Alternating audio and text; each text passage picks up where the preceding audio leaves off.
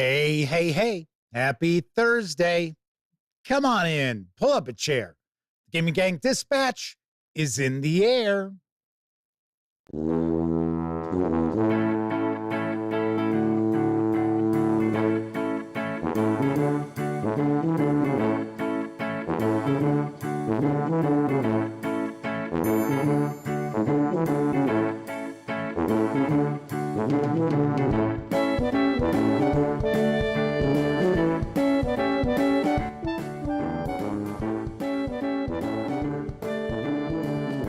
Howdy, gang, and welcome once again to the Duct Tape Studios. I'm Jeff McAleer, your host here at the Gaming Gang channel. Thanks for joining me once again. Tonight is Thursday, February 13th, 2025. This is live stream number 1153. And of course, the Dispatch is brought to you by not only the Gaming Gang, which is my home website, right? I am the founder and editor-in-chief. But we also have a sponsor. This is the last night of our sponsor. But a big thank you to the fine folks over at Polar Vortex 9. I'll talk about them in just a few moments. I'll be attending, so I will be hanging out starting tomorrow. Looking forward to it. It's been a while since I've gotten out of the Duct Tape Studios. So welcome, everybody. If you're not overly familiar with this show, let me point out, super casual. We are certainly not engaged in anything along the lines of rocket surgery, but simply just hanging out, talking about the latest in tabletop gaming news. And throughout the month of February, I am sharing first looks at various different games. So tonight, we are actually going to dive on in for a page through of Tales of Argosa from Pickpocket Press. So we'll be diving on into this old school themed fantasy role-playing game a little bit later. So if you are tuning in to check out the first look at Tales of Argosa and you're not familiar with the show, I do want to mention we always tackle the tabletop gaming news first. So it'll probably be, I'm guessing, about 35 minutes before we get to that point. Of course, if you're watching after the fact, maybe even on Memorex, there will be timestamps. So the timestamps are right there in the timeline of the video, as well as in the show notes. So if you don't want to check out the tabletop gaming news, which actually got a cool mix as always tonight, but if you want to just jump past it, by all means, use those timestamps. All right, so let's talk about our sponsor. Yes, it is Polar Vortex 9. Take a break from the cold this February by gathering with friends and family to enjoy the warmth and fun of playing games together at Polar Vortex 9, Chicagoland's favorite local winter gaming convention. The Polar Vortex team and I invite you to join us at the Sheridan Lisle Naperville Hotel tomorrow through February 16th. Polar Vortex actually grew out of a desire to create a general tabletop gaming convention in the Chicago area that gaming hobbyists and the general public could enjoy. You're going to find such activities as Play and Win. There is a Catan National Qualifier, Dungeons & Dragons Adventurers League, Pathfinder Society, Starfinder Society, games of Dragonbane and Mongoose Traveler. There's Neon Lords of the Toxic Wastelands, Mothership.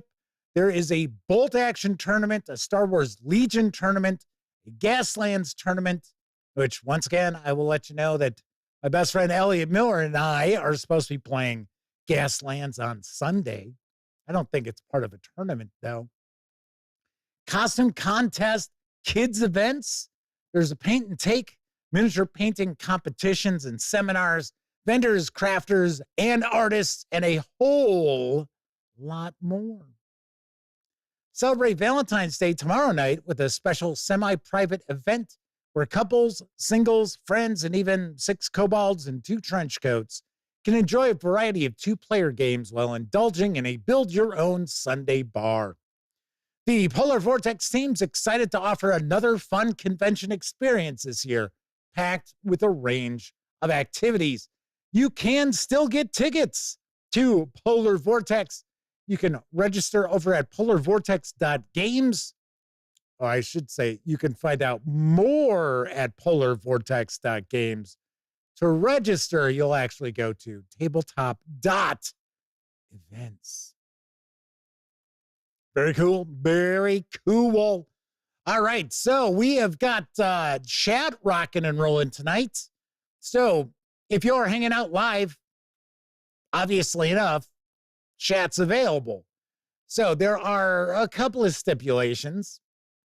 First of all, you have to be a subscriber to the channel, and you have to be a subscriber to the channel for at least 10 minutes in order to take part in chat.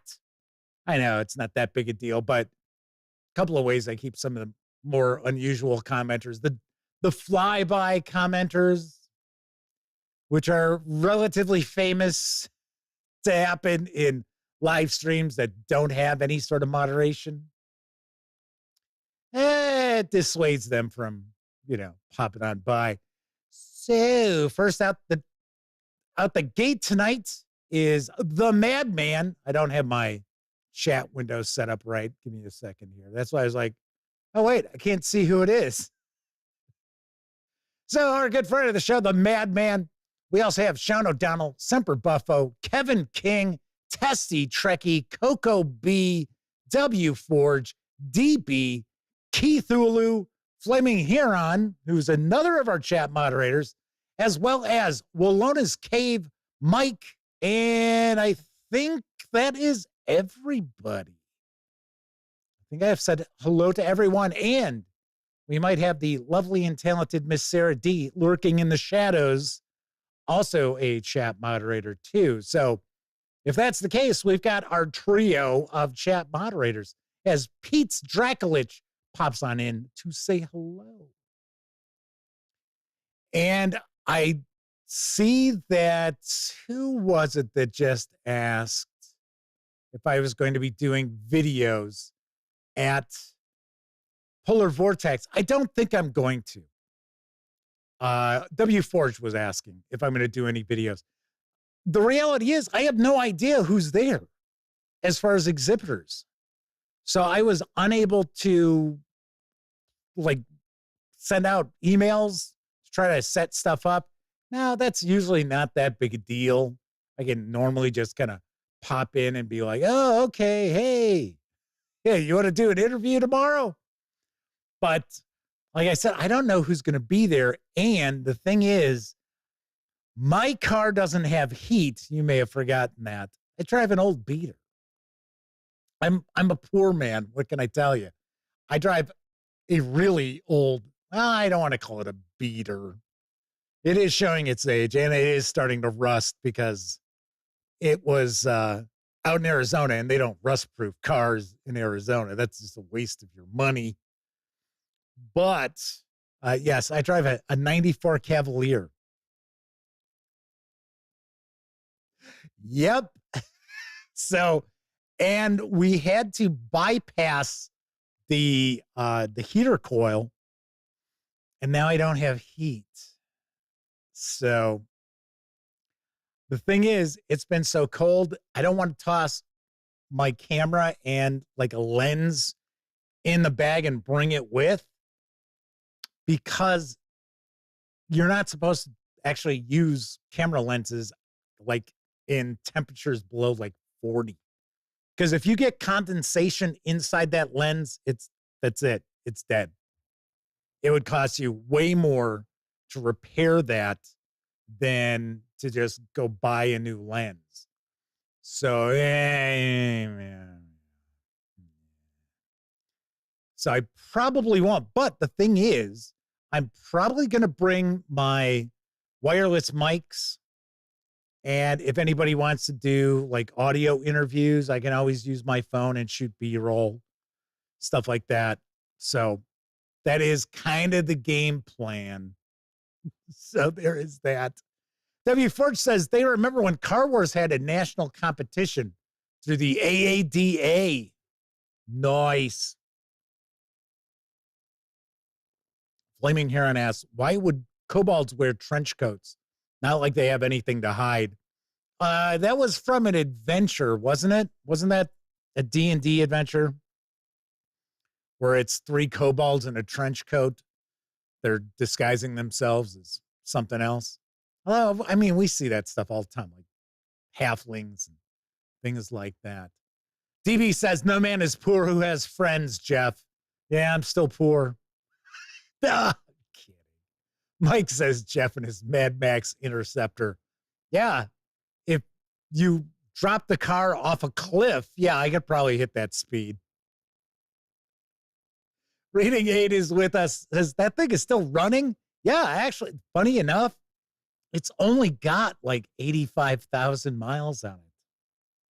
It was my grandfather's car. That's another reason why I've hung on to it. It's like one of the few things I still have, connected to my grandfather on my mom's side. But it's got like 85,000 miles on it, tops. So, he drove it back and forth to the store. And I don't drive that much, so I don't have to worry about it. Keith Lewis says, I'm not going to laugh. It's paid for. Yes, it is.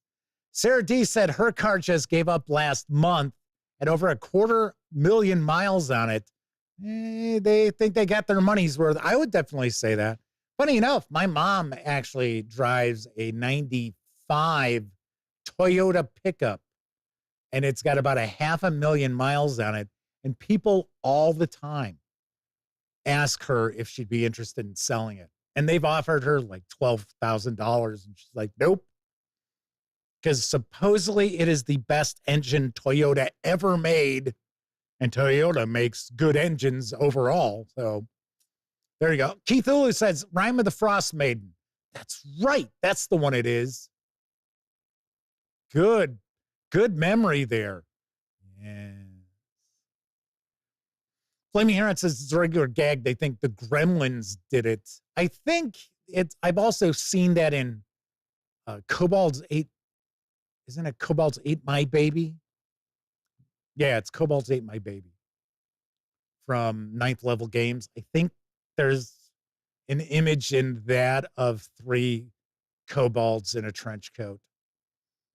There you go. Flaming Heron says, must have sat in a garage and was never driven. Yeah, like I said, he only drove it back and forth to a grocery store. Well, he'd do his shopping and that.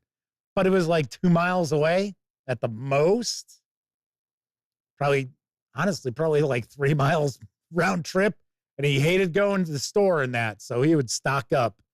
So it wasn't like, some people, it's like they got to like hit the store every day. Like my dad. For whatever reason, it's always like, I'm going to, to like Home Depot. And it's like, really? It's just to get out of the house, I guess. All righty, then. Looks like we got a great chat rocking and rolling already tonight. I have to point out, I was sorely disappointed in the number of live viewers for our GMT first look at Congress of Vienna last night. Our maximum number of concurrent viewers on that was 13, which it was weird. I thought there were more than 13 people in chat. And when the video finished up, I think we had something like 54 viewers or 54 views on it. I was like, what? So won't be sharing any more GMT live looks. Because usually my unboxings, the videos will pull in a decent crowd, or at least they used to. But yeah, if that was the number of views that I would get on Wednesdays, I'd be like, not doing this anymore. All right, let's get on into the news because Helgast is in the midst of a very successful Kickstarter to fund 4 supplements for Cult Divinity Lost. And for some oddball reason, I don't know why, I am not getting all of the images I put together. Good thing I double checked because 4 of the 5 images I had set up were showing from yesterday's news. So sadly, you're going to just have to stare at this for a few moments. In Cult Divinity Lost, the world around us is a lie. Mankind is trapped in an illusion. We do not see the great citadels of Metropolis towering over our tallest skyscrapers. We do not hear the screams from the cellar where hidden stairs take us to Inferno. We do not smell the blood and burnt flesh from those sacrificed to long-forgotten gods. But some of us see glimpses from beyond the veil. With this Kickstarter, Helgast is excited to present 2 new source books for the Annie Award-winning game Cult Divinity Lost, along with 2 new scenario collections. Books will have hardcovers be full color, filled with beautiful and disturbing art, matching the core rules in style and quality. There are 4 books. So, first of all, we have got Metropolis, which is a setting and source book that expands the eternal city, humanity's primordial home. The Illusion of the Borderlands is also a source book that explores the places where Elysium and other worlds have bled into one another, with plenty of tools and additional information about lictors and the Children of the Night. Scarlet Bride and Other Tales is a scenario collection featuring 6 new scenarios, including a fully fledged campaign with its own character creation. Broken Reflections is a horror starter collection featuring a wide variety of scenario and campaign starters written by a diverse group of veteran and new writers, each bringing their own unique perspectives to Cult. All these products are going to be published in English. There is a Kickstarter video. It's about 2.5 minutes long. Let's give it a look.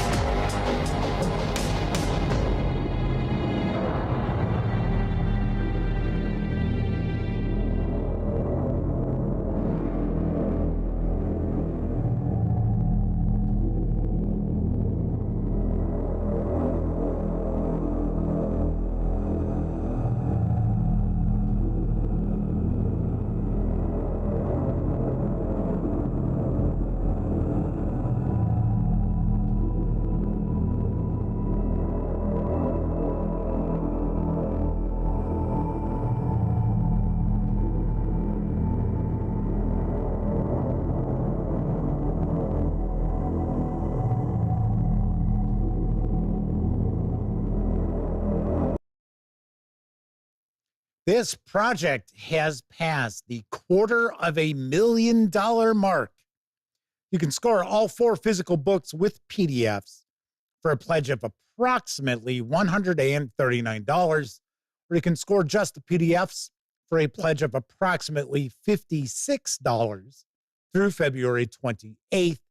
Expected delivery is this September, so nice to see You're not going to have to wait a year or more in order to check out these 4 new books for Cult. Funny enough, someone reached out to me not too long ago.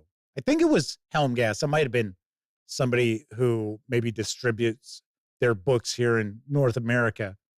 And they had asked, hey, are you interested in maybe sharing some coverage of Cult? And I replied, yeah, I'm always willing to take a peek at just about anything people send. That was the last I ever heard from them. I was like, okay. All right. I do understand that this is aimed at a particular crowd.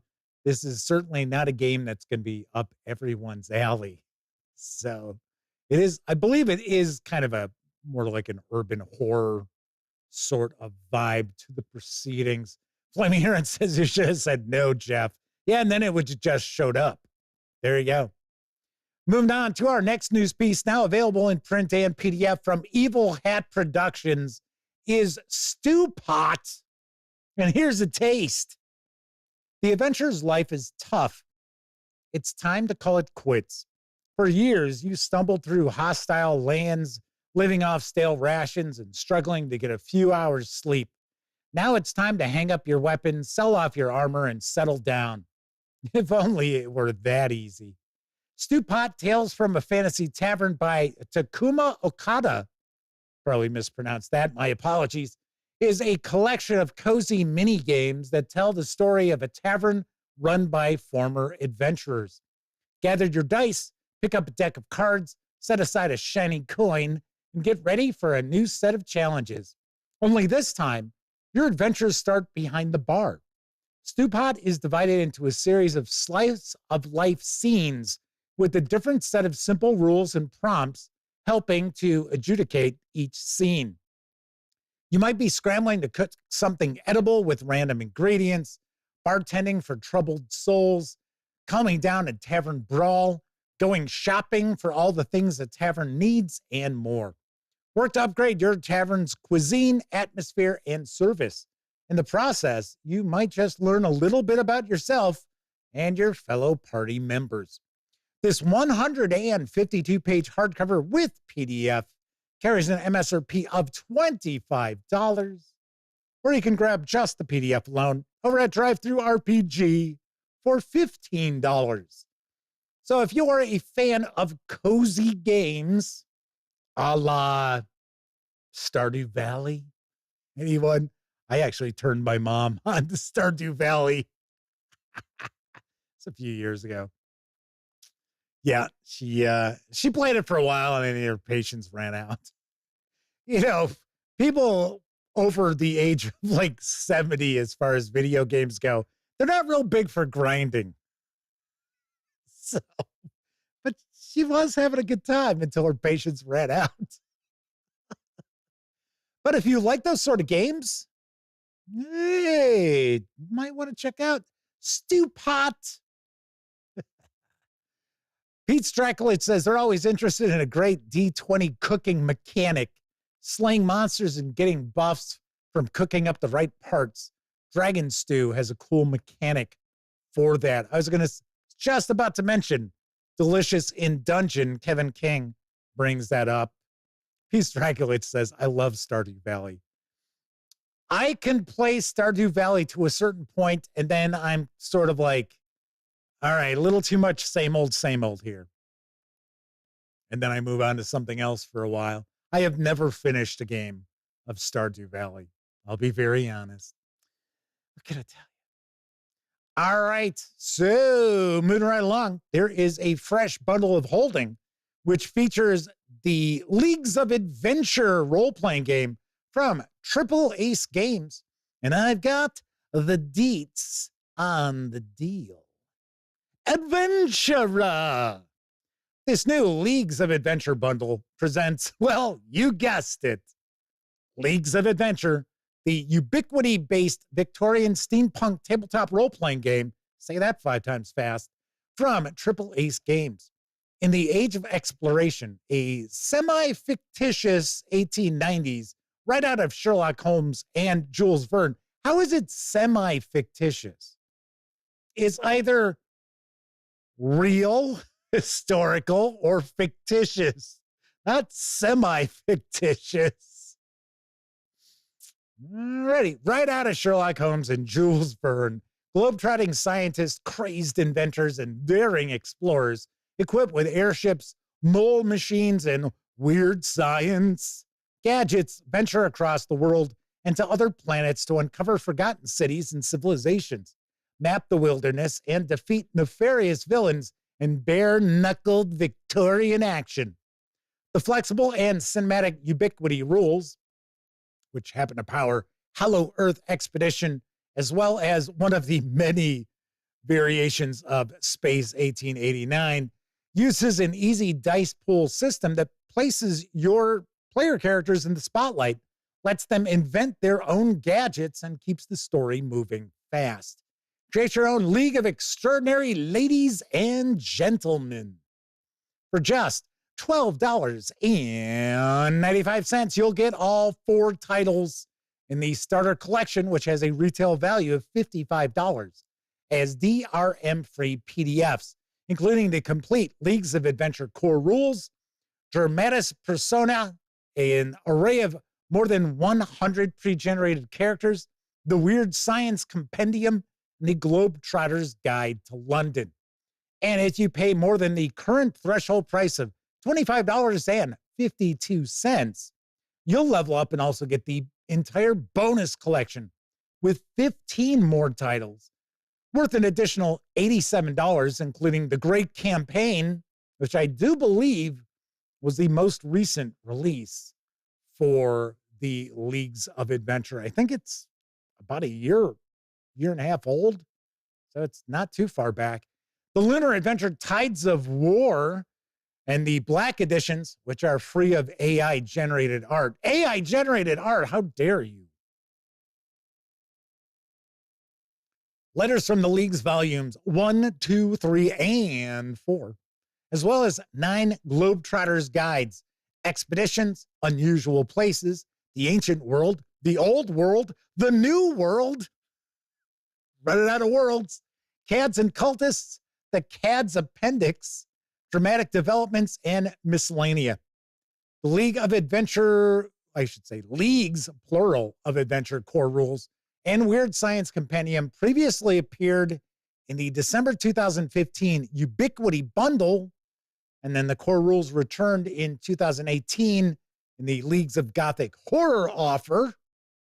Regardless, the total retail value of this offer's titles, which are new to Bundle of Holding, is actually $110. So quite a lot of this is appearing in a bundle for the first time. These savings will run through February 26th. Interesting. I have never actually checked out the Ubiquity engine. I know pretty much nothing about it. Zero about it. Although it appears it is a dice pool system here.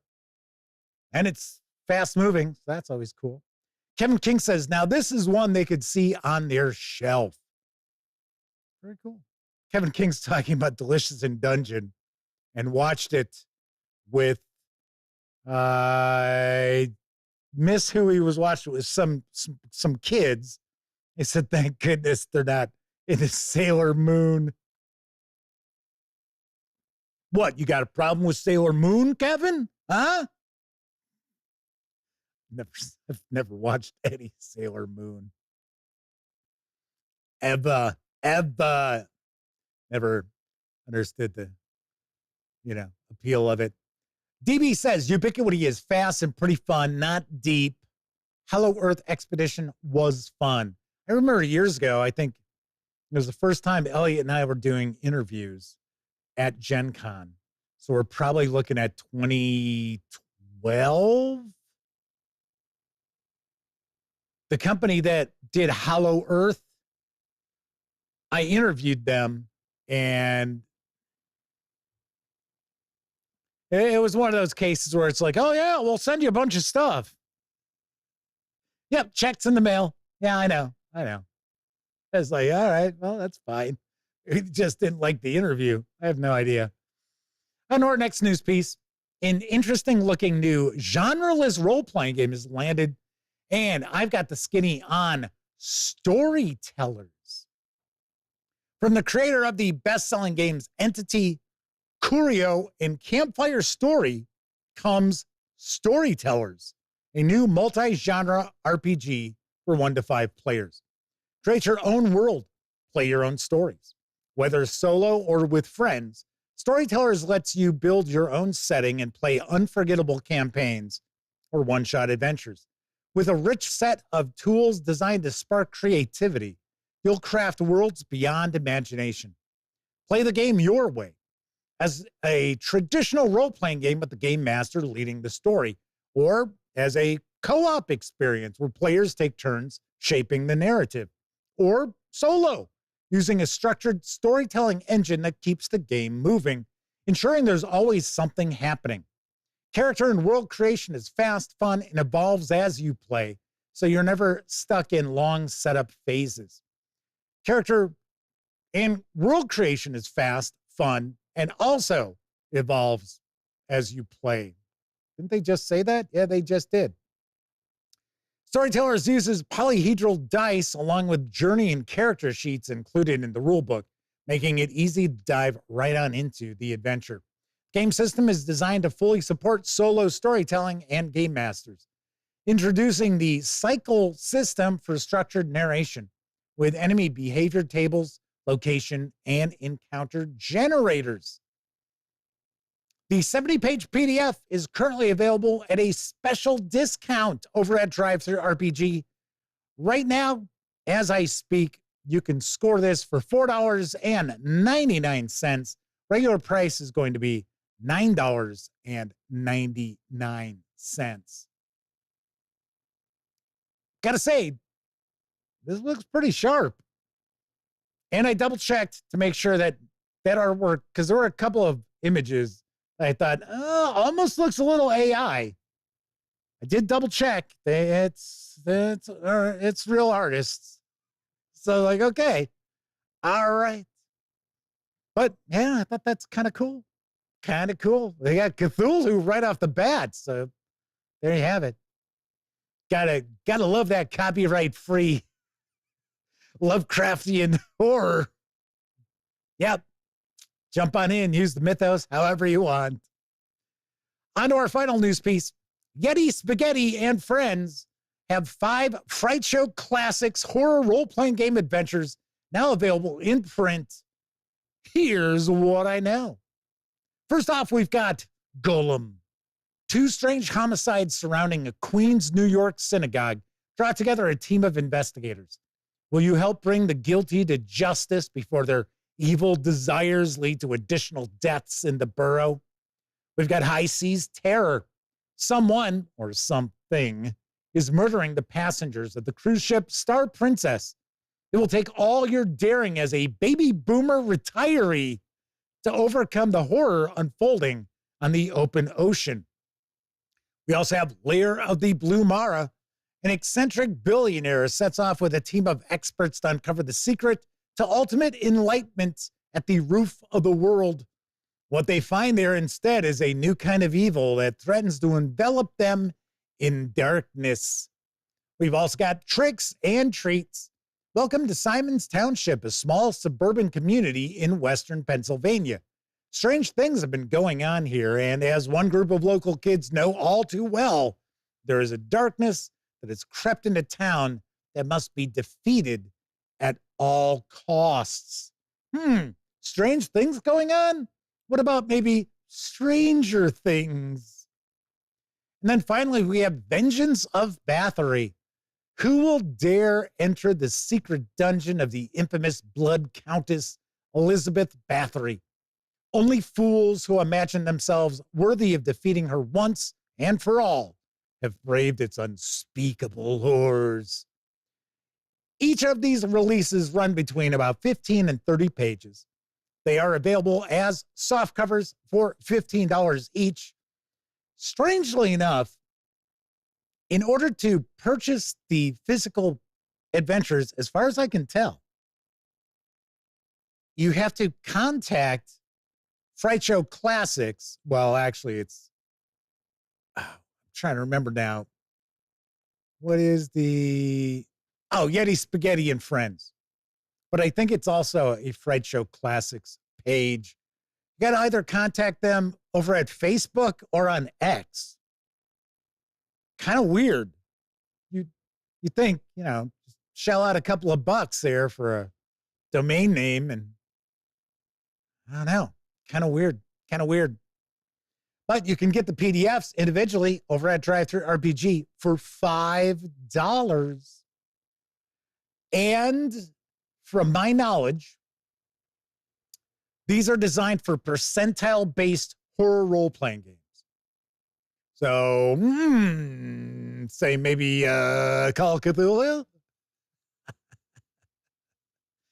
But I think they also include kind of like really rules light, like a skeleton of a rules system in the adventures too. So you can actually just kind of run it without a rule system.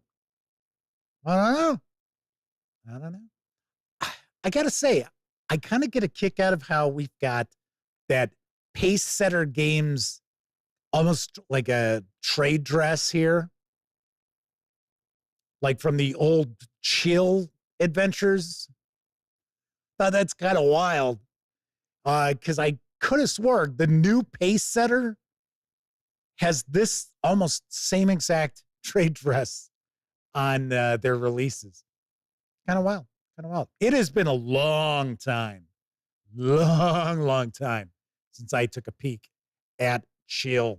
In fact, I picked it up when it originally came out in the 90s, and just was not up there with Call of Cthulhu. So I never even ran it. So W. Ford says, yeah, it does resemble the pace setters from the 80s. Wasn't pace setter the 90s? Maybe it was the 80s. Maybe it was late 80s, like real late 80s. All right, so there you have the news for tonight.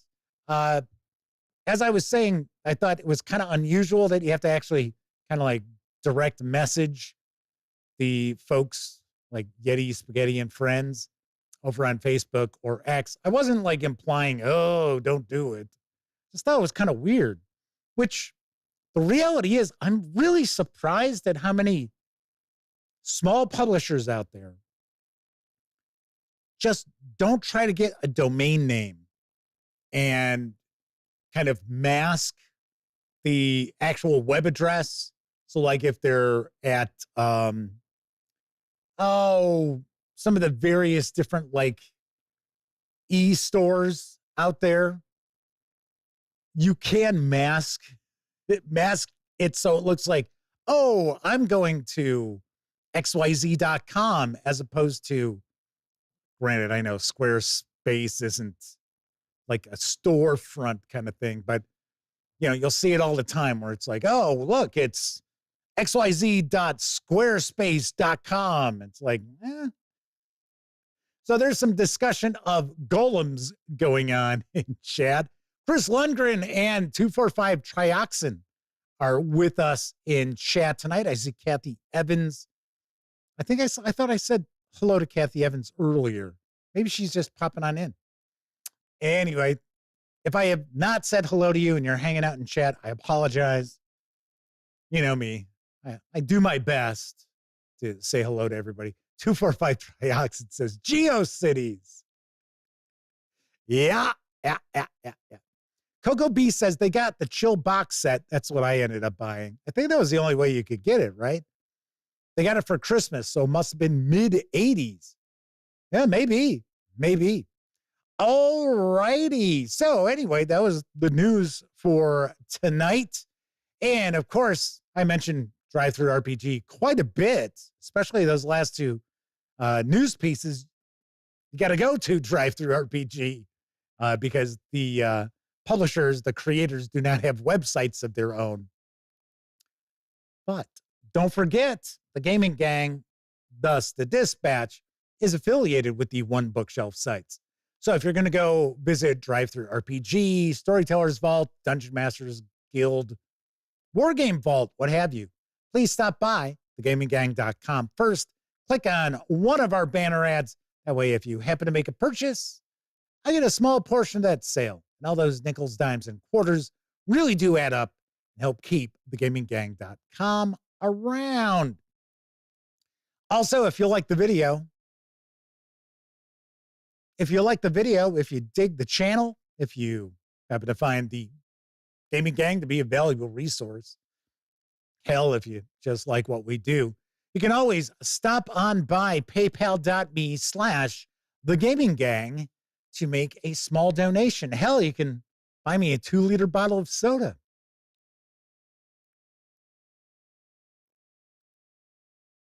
Oh, that's lovely. And I do want to thank our special friends who have popped on by paypal.me/thegaminggang this month and made not small donations, such as Joshua Edwards, Lisa Watkins, and the Madman. We also have someone who, where did I put it? Oh, duh. I moved it over here. Well, actually provided the funds for me to pick up Dark Tower, which we will be taking a look at next week. I don't know if they want me to say who it is. I did not notice off the bat if they are in chat tonight or not. Maybe they are, and I'm just saying that. So anyway, do want to thank the folks out there who make not small donations over at good old paypal.me/thegaminggang. So DV says that Dark Tower cover art is boss. Yeah, it looks pretty cool. And we will be diving into it next week. I will talk about what to look forward to next week later on in the show. All right, so tonight we are going to dive on in and take a look at Tales of Argosa from Pickpocket Press. But first, I think it's time for a brief intermission. It's intermission time, folks. Time out for a delicious snack in our sparkling refreshment building. Every item a fresh, appetizing taste treat. Introducing the world's most famous lion tamer, Clyde Lionheart. Popcorn, fresh popcorn at the snack bar. Now, Clyde Lionheart will have Leo jump through the flaming circle while he, blindfolded, drinks a Coca-Cola.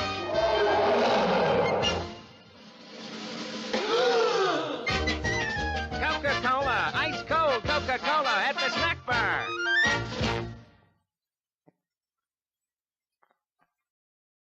My favorite fancy fruit is fancy pink grapefruit.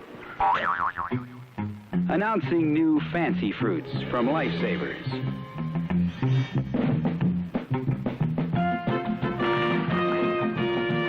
This thing tastes exactly like a fancy fruit apple Lifesaver. Wonder what it's called. Fancy fruits, the candy that doesn't taste like candy.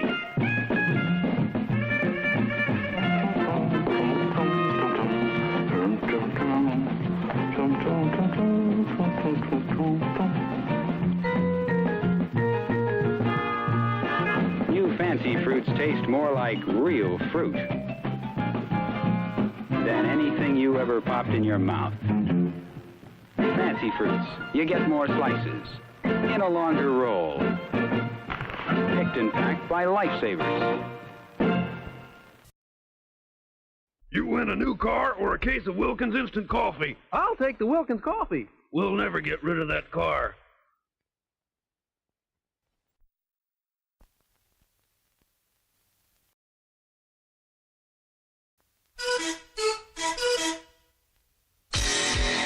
Has a new security system, completely mobile, user-friendly, and absolutely fail-safe. But something is going wrong.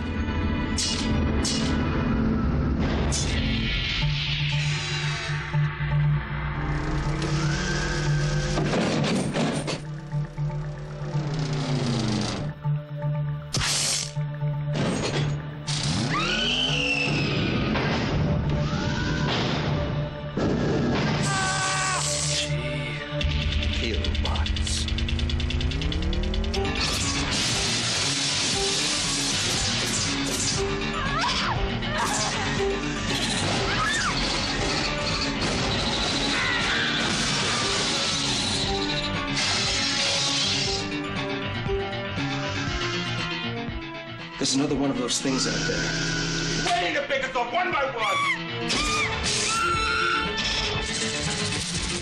He ain't getting me.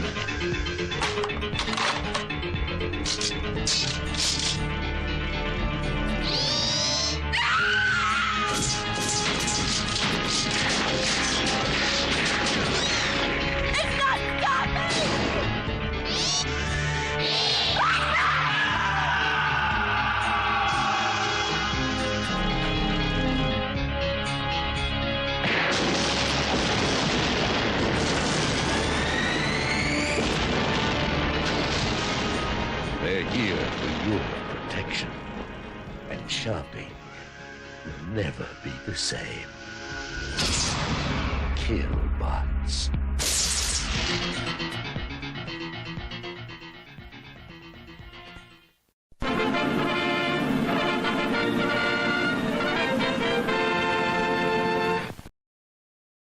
Ah, those good old days when you could just pop on down to the mall and buy yourself an M16.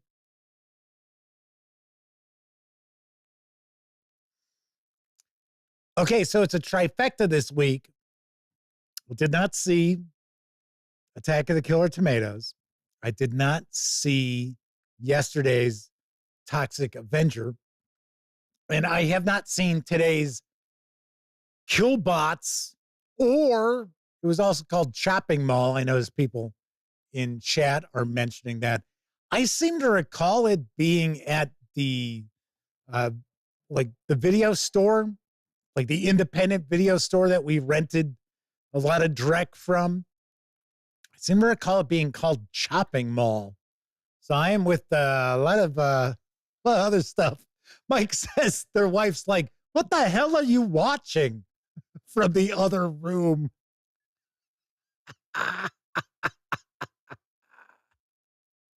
Oh, that's pretty good. Gotta like that. JD Sewell 3002 is with us in chat. 245 Trioxin's talking about the upcoming remake of Toxic Avenger. We talked about that yesterday, but you may never see it. That it has been shown at some film festivals, and according to the producers, they've said, this is a quote, that the film is unreleasable. Although I heard people at the film festivals loved it. So I don't know. I do not know. Cleveland RX is with us tonight. And who else have I missed out on? Ichiban is also hanging with us in chat. Agile Monk is popping on in. Also mentioning no notifications again. 7 o'clock Central. Tuesday, Wednesday, Thursday. Pretty much. DB says a Trauma film that's unreleasable. I don't think it's through Trauma. Is Trauma even around anymore? I know they were around when we used to go to the Consumer Electronics Show in Chicago on the sly. So yes, Pete Strakolich also points out Peter Dinklage is the Toxic Avenger. That is correct. That is true. All right, so tonight we're going to dive on in and take a first look and page through Tales of Argosa from Pickpocket Press, written by Stephen Gordzicki. Hopefully I've come close to pronouncing that correctly. This 266-page hardcover with PDF is available by way of DriveThruRPG for $44.95. If you want to grab just the PDF alone, you can do so for $24.95. All right. Without further ado, let's swing on over to the other camera because here I've got Tales of Argosa. And gotta say, I have been looking forward to diving on in and taking a peek at this because it seems pretty cool. It is also supposed to be essentially Low Fantasy Gaming 2nd edition. It is a sword and sorcery adventure. Few things to mention before we jump on in. First of all, fine folks over at Pickpocket Press were kind enough to provide me with this review copy, but neither I nor anyone else affiliated with the gaming gang received any other sort of compensation for me to share this coverage with you. It's important you know that. I know some folks out there think themselves, yeah, big deal. So what? It is a big deal. It is a big deal. I'm not being reimbursed to share this with you, so I can say what I think. So there's nothing on the back for us to read. So that's nice. So I don't have to stumble over something reading it for the first time. Coco B said they picked this up from the Kickstarter, played a one-shot last year with the system. DB says, yeah, it is a big deal. Yes, it is. All right, we're going to dive on in. And the first thing that I notice here is we've got kind of the Game Master screen here. And we also have the back page. And there is a lot crammed in here. I'll tell you that right now. Looks like we've got critical hits. So blade trauma, blast trauma, missile trauma, blunt trauma, toxin trauma. Cool. And then there's also these rune dice, which I received a copy of. I couldn't find them on the website to give you an MSRP on these dice. They are silk screened, it appears. So they are not cut dice. They do look pretty solid. Ta-da. So, of course, we will find out what those dice are for as we take a peek inside. So, first thing, let's take a look at the credits page, because there are a lot of folks who work very hard on this to bring this to life. In fact, we've got a lot of artists, too. And right off the bat, we've got something very reminiscent of Frank Frazetta's. Isn't the character called the Death Dealer? Isn't that the character's name? I seem to remember back in I think it was about mid-'80s, someone wrote a sword and sorcery novel. And it might have even been a series of novels with the Death Dealer. And I remember reading one of them, and it was god-awful. I was like, wow. Wow, is this bad? This is almost as bad as El Sprague de Camp Conan stories. Ichiban says they have this game on its way. They love the PDF. I'll tell you what, artwork looks pretty impressive. As far as the paper stock, solid, pretty thick. The ink's really jumping off the page. I'll tell you that much. So what is Tales of Argosa? It's a sword and sorcery inspired emergent play adventure game for groups or solo. Adventures are short, sharp, and focused on dangerous wilds, treacherous cities, fierce battles, ruinous magic, fabulous treasures, and cosmic weird. TOA has simple rules, flexible player character customization, improvisation support, and an emphasis on GM rulings. It's a mix of old school, modern, and new game design wrapped around a familiar D20 core. All right, so we've got our 20-sided die. Bradley Thorpe's popping on in. So they wanted to let everybody know that their first Pathfinder game was amazing. The Dungeon Master's running they're not Dungeon Masters, they're Game Masters. Don't be calling your Pathfinder Game Master a Dungeon Master. Wizards of the Coast come banging on your door. They'll send the Pinkertons. Says, it's a dinosaur adventure. Nice. Very nice. Kelvin says they've got the Midlands setting book from Pickpocket Press. It's good stuff. Not to be confused with the Midlands from my friends over at Blood Monkey Design and Publishing. Fierce battle. Battle is fast, brutal, and exciting. Any sword swing might lead to fractured bones or severed limbs, and the threat of character death ever present. Retreat and chase rules allow the players to decide when to push their luck and when to get the hell out. Run away, flee! Dread sorcery. Argosan sorcery is not only rare, it is dark and inherently dangerous. always definitely like that. If you're going to have a sword and sorcery role-playing game, you cannot have magic just permeate everywhere in the world. It is not sword and sorcery then like that. And sorcery should be corrupting overall. The more you use magic, the more it corrupts you. That's sword and sorcery. Okay, so here we've got our core features. Got 9 classes. Artificer, Barbarian, Bard, Cultist. That's probably our Cleric. Fighter, Monk, Ranger, Rogue, and Magic User. Only 2 which involve magic. The Cultist and the Magic User are my guesses. We cap out at 9th level. We've got a flatter hit point curve. So player characters are going to have 10 to 40 hit points over their 9 levels. Well, I would hope if you were 9th level, you didn't have 10. Wow, that would kind of suck. So we're going to break down a bunch of different stuff. What's going to set this apart from just, your standard fantasy role-playing game. Dark and Dangerous Magic, DDM, threatens to unleash veil monsters, madness, mutation, or worse. Meddling with sorcery is not for the faint of heart. How to play. All right, so we get a little example of play here. So we've got our game dice. Looks like we use our regular set of polyhedrals. Oh, we even got the D66.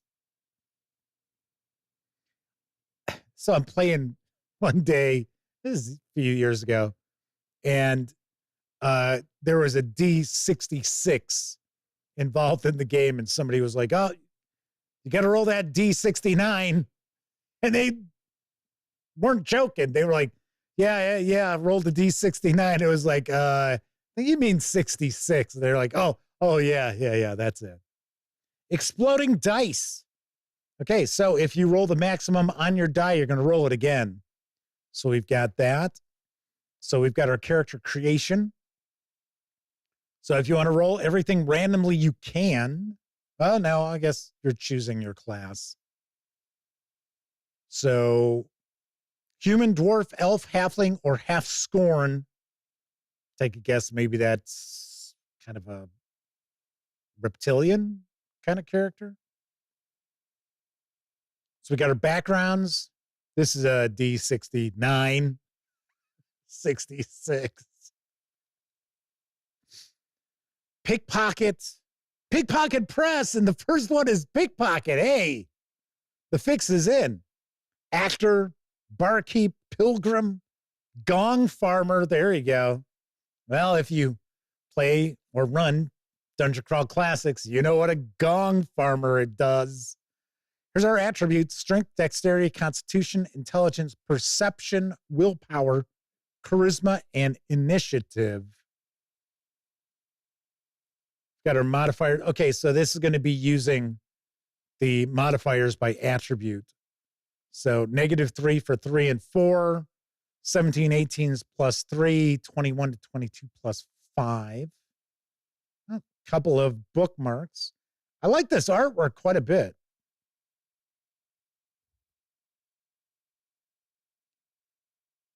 There we go. Talking about luck. It says, at the start of an adventure, a character's luck attribute is equal to 10 plus half their level. And then you make luck rolls. Wonder if you get to spend luck.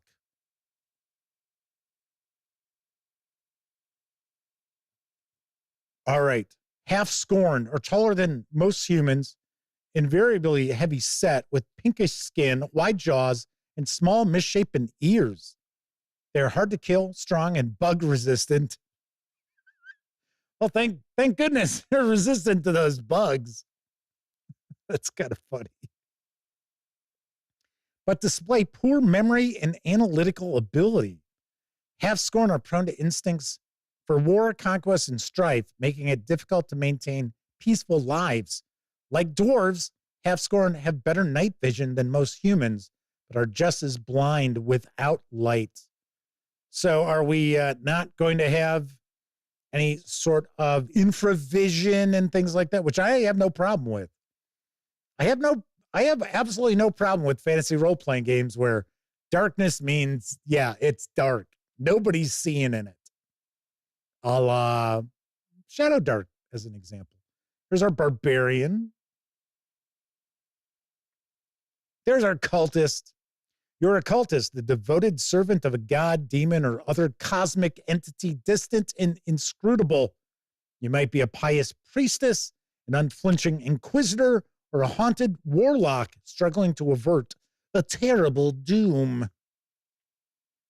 So we've got blessings.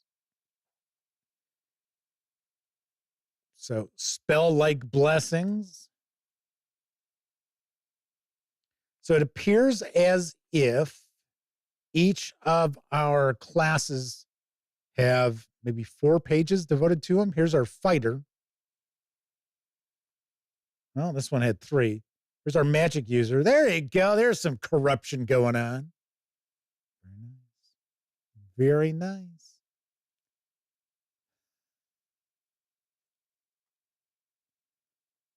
It's only got 2 pages, huh?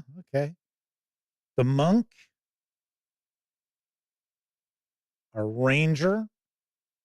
You get a beast companion at first level, up to moderate size. There you go. The rogue. Oh, wow. What is that? A bunch of, oh, okay. Party bonds, unique features. So it looks like this is an alphabetical list of unique features that maybe more than one class shares. So Ranger Craft cross class, there you go. Rogue Tricks cross class. We have skills. That's cool. Not a ton. Here's our skills here, such as acrobatics, deception, general lore, leadership, traps and locks, wilderness lore.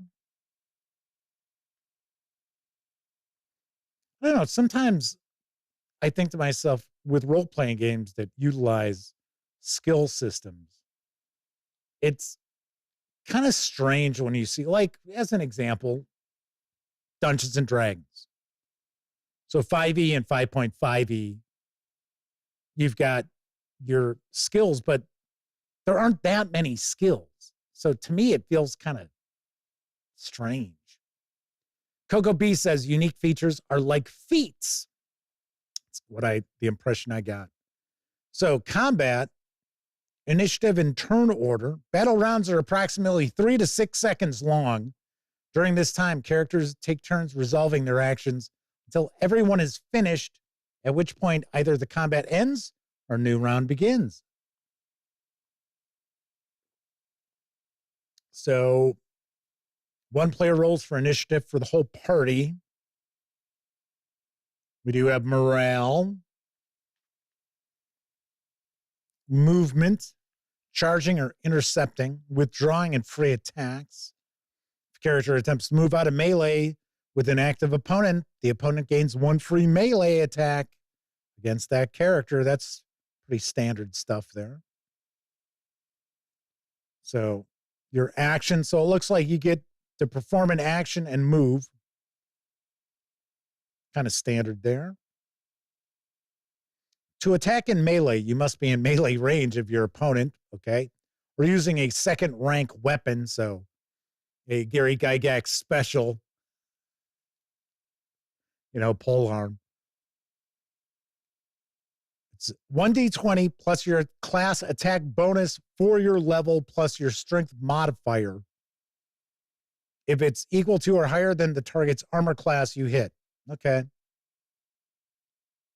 See, I was kind of getting the feeling that maybe this was going to be one of those games where armor reduces damage as opposed to make you more difficult to hit. But, well, looks like looking at kind of standard D20.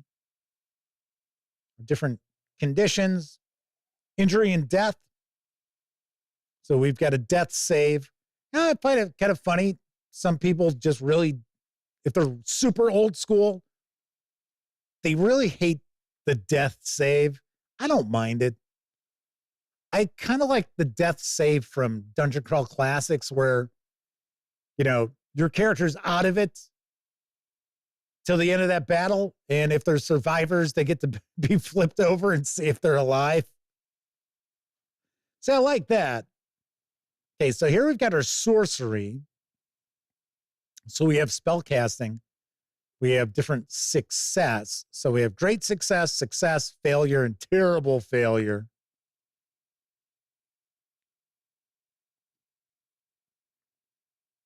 Dark and dangerous magic. So it looks like we've got some mishaps here.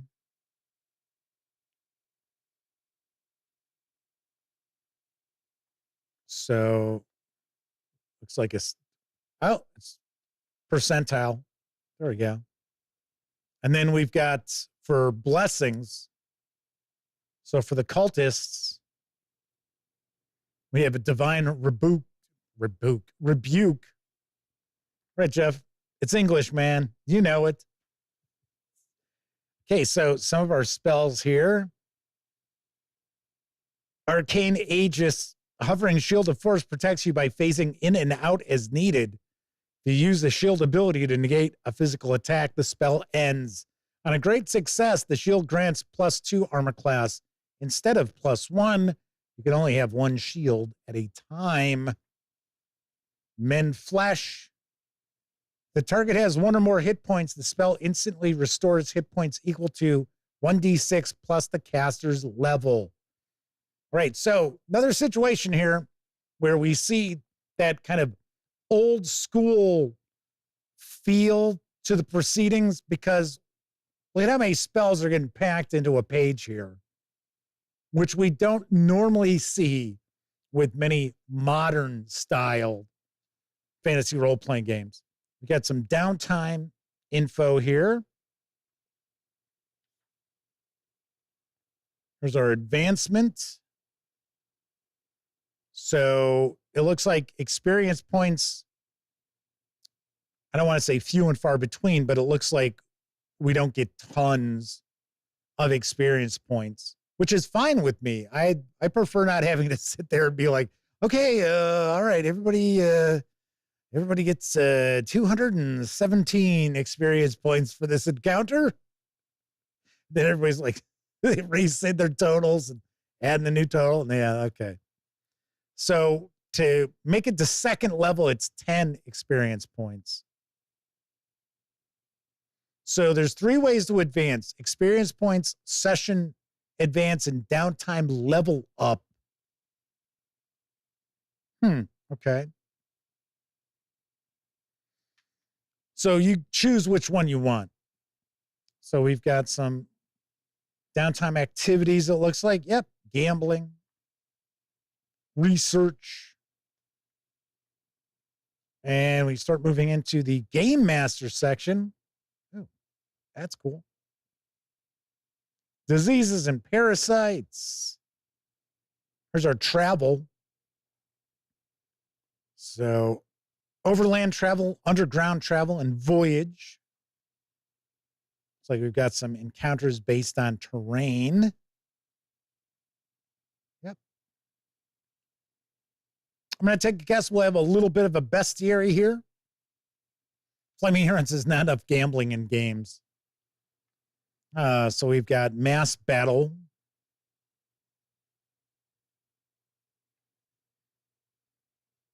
I would say as far as the rules go, they're pretty concise, it looks like. Here we've got our bestiary. Different kinds of demons, elementals, golems.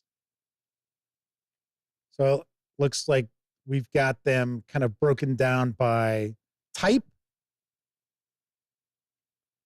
The Slopgorger. Slopgorgers are 8-foot slug-like amphibians with grinding maws and spiked tentacles. They are strong swimmers and disturbingly quick overland. Gorgers feed on refuse and carrion, most carry disease, but are partial to living creatures, especially when spawning. They are asexual, laying clutches of egg sacs. Elder Gorgers grow up to 16 hit dice. Yowza. So you got the vampire, zombies. Ooh, rival adventurers. Nice. So if you need to grab some rival adventurers, you can snag them right away. Okay, so we now know what the rune dice are for. They are oracle dice. Consulting the bones. So this is our Hammer of Judgment. Twins of Fate. Guess that's our fortune die. Not sure what the black die is. Oh, maybe this is our fortune die. I'm not sure what this die is then. Nice. Kind of cool. Roll the bones, as Flaming Huron says. Yeah, I'll start playing that Rush song in the background, right? Yes, I am a Rush fan. That's why I know the song. Here's our solitaire rules. Got some Oracle tables. It's like some random generation tables here.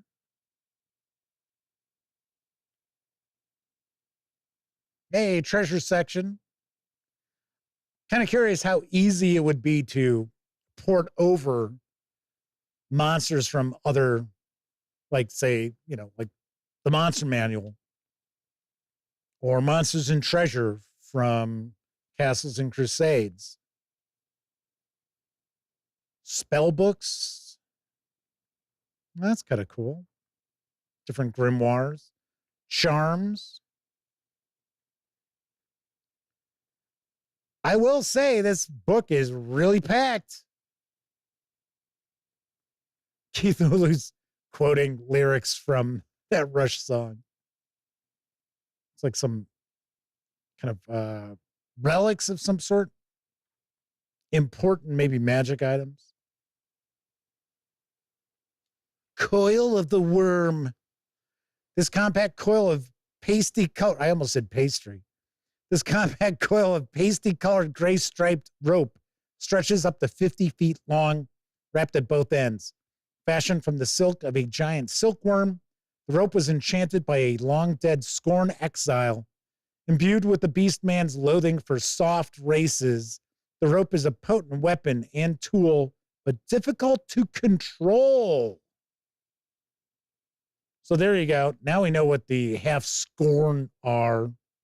They are beast folk. Got some variant rules here. And our index. And then we get that back page, the back pages here. Once again, with more of that Game Master screen info. Cool. All right. So that is a peek inside Tales of Argosa from Pickpocket Press. Of course, I will have a review of this in the not too distant future. This 266-page hardcover with PDF is available by way of DriveThruRPG. You can get it for $44.95, or you can grab just the PDF alone for $24.95. Very nice. Very nice. This looks very cool. I am very intrigued. And we've got some folks in chat who have this, and they are talking about it's pretty sweet, pretty cool. All righty. So what is cooking next week? So on Tuesday's show, we're going to dive on in and take a first look at Castles and Crusades Reforged Castle Keeper's Guide. As I've pointed out before, this is an optional book. This is not like the usual trio of books you need for a fantasy role-playing game. But lots of cool stuff in here. So we're going to dive on in, take a peek at this new Reforged edition. Then on Wednesday, because I was going to share another unboxing of a GMT Games title, but wow, no one showed up last night. So I'm like, Well, I understand more people now look at the gaming gang for role-playing game stuff. And I get it, because that's the focus of the channel now. But I was really surprised a few people tuned in to watch last night. So we aren't going to be looking at a GMT Games release, I'll tell you that much. Nope, we're going to dive on in and take a peek at Original Adventures Reincarnated, Volume 7, Dark Tower from Goodman Games. Yes, it is the slipcase set. And once again, as I mentioned, one of our kind viewers out there provided me with the funds in order to pick this up to share a review with you. If you are watching in chat, shoot me an email to let me know if it's okay if I use your nickname, your chat nickname, to thank you. Or, if you, there are people out there who, make donations and are like, hey, don't say anything. And I'm like, okay, that's fine. It's all right. So that's what we're doing next week. Thursday, we're going to take a look at something from Cubicle 7 Entertainment. I will probably roll out a poll for you to choose which one you want to see, because I've got a package coming with 4 books in it, and it's supposed to arrive next Wednesday. So that will be on Thursday. We'll take a look at something from Cubicle 7 Games. I said Cubicle 7 Entertainment again, didn't I? It's so weird because they want people to refer to them as Cubicle 7 Games, but all of their legalese still identifies them as Cubicle 7 Entertainment. So it's like,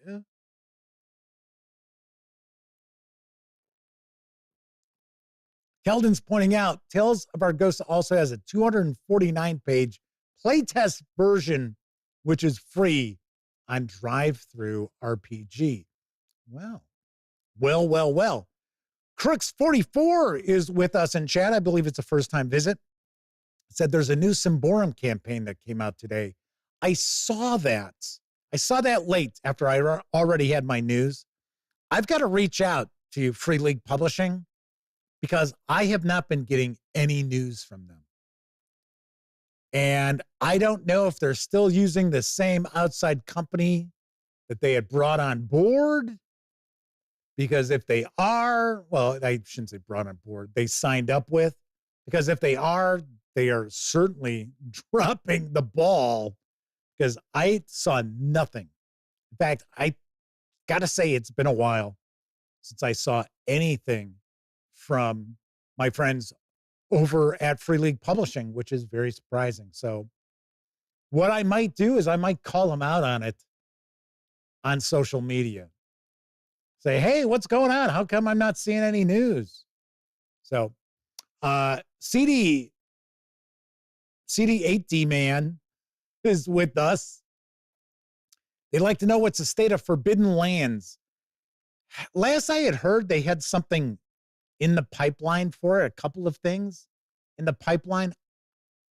I was surprised, to be honest, because I thought their investment is now in Dragonbane. Oh, Sedated Man. There you go. Thank you. A Red Lighter Gamer says, well, Forbidden Lands is still forbidden. There you go. But yeah, they had pointed out, this was a while back, that they had a couple of things kind of in the pipeline, and then I haven't heard anything. But then again, I haven't heard anything from Free League in a while. I'm going to actually go take a peek at my email system, because I hang on to my emails for at least a year.